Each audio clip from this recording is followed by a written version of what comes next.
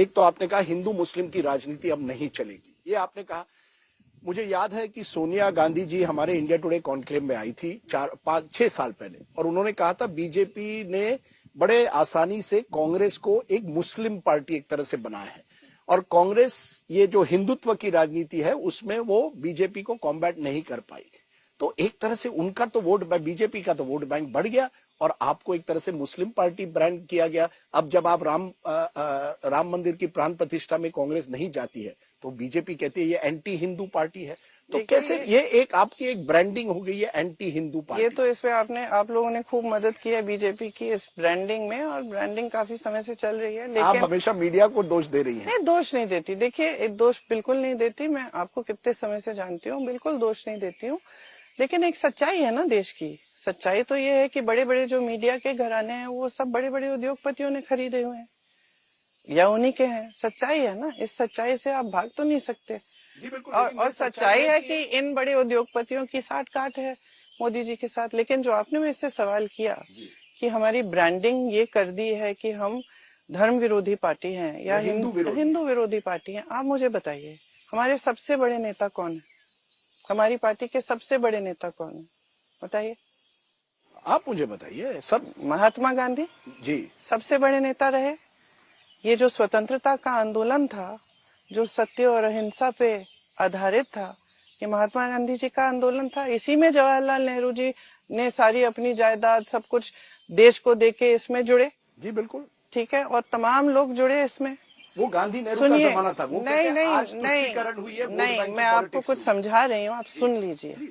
वो पूरा आंदोलन हिंदू धर्म की जो सीख है उस पर आधारित था।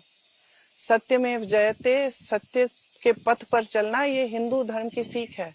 हर हिंदू महात्मा ने, हर हिंदू गुरु ने, हर हिंदू संत ने यही कहा है। हमारा पूरा आंदोलन उस पे चला। पूरी पार्टी ने उस आंदोलन में भाग लिया। जेल गए, 13-14 सालों के लिए लोग जेल में रहे। पंडित जी 13 साल के लिए जेल में रहे। सबने शहादत दी, तमाम लोगों ने, और पूरी पार्टी इससे ही बनी। हमारी पार्टी का आधार ही ये है। महात्मा गांधी जी को गोली लगती है, क्या निकलता है उनके मुंह से? हे राम, हे राम, हे राम। तो अब कहां से हम धर्म विरोधी पार्टी बन सकते हैं? हम बन ही नहीं सकते धर्म विरोधी party. Vote bank politics party बने हैं। अरे छोड़िए, वोट बैंक पॉलिटिक्स तो ये लोग कर रहे हैं। वोट बैंक पॉलिटिक्स क्या कर रहे हैं?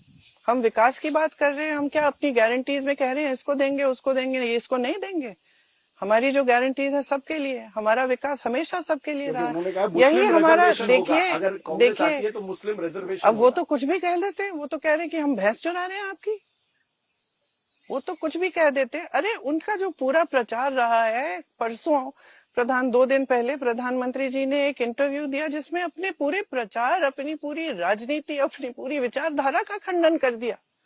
उन्होंने कह दिया कि अगर मैं ऐसा करता तो मैं प्रधानमंत्री बनने के लायक नहीं होता। तो फिर शायद आप कुछ समझ रहे हैं जो हम नहीं समझ रहे हैं, क्योंकि आपने जो प्रचार किया है, जो देश के सामने बोला है, रोज रोज बोलते हैं, उसका आपने खंडन कर लिया। अगले दिन जाके आप फिर से वो बातें बोलने लगे। तो उनकी बातों में तो वजन है ही नहीं। अब मैं अपना समय बर्बाद करूंगी उनकी बातों का जवाब देते हुए, जब उनकी बातों में वजन नहीं है। एक दिन कुछ कहते हैं, अगले दिन बदल देते हैं।